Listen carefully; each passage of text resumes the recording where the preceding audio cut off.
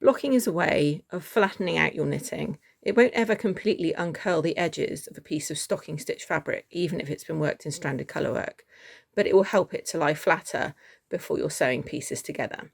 And all you do is get a bowl of warm water, and in this case I've put some wool wash in it, but you don't need to do that, and just press the pieces in.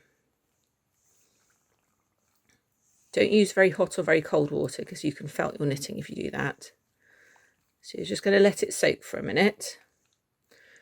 And once that's absorbed water completely, so that all the colour of the piece is even, you don't want any light and dark patches, it needs to all have the same colour. And that's looking pretty good already.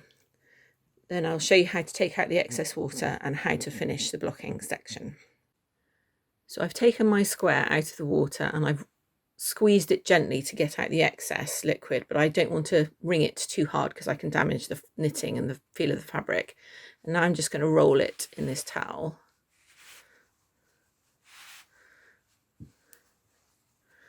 Give it a press, and that's got the water out. There's still a little bit left. And what I'm using now is a blocking mat. You can see the edge of it. It's actually a child's play mat made of foam, and these are quite easy to get hold of. And I like them because you can move them, you can lock them together in different formations depending on what you're blocking. And so you can see my square looks nice and flat already, but I want to even it out a bit. And so what I'm going to do is I'm going to pin the corners. These are macrame pins, and you can get them from any haberdashers. They're not expensive. And what's good about them is they're very strong. And so they're great for holding things in shape. So what I'm going to do now is pin into each corner. And you can use a ruler if you want to be exact to get the right size. I don't normally bother. I just get it as even as possible.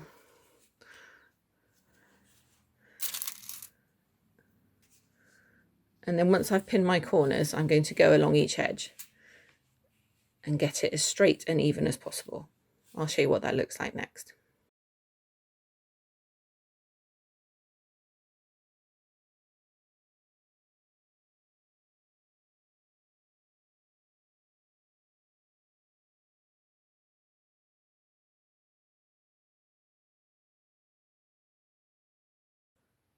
Once I'm happy with how my square is pinned out, I'll leave it to dry.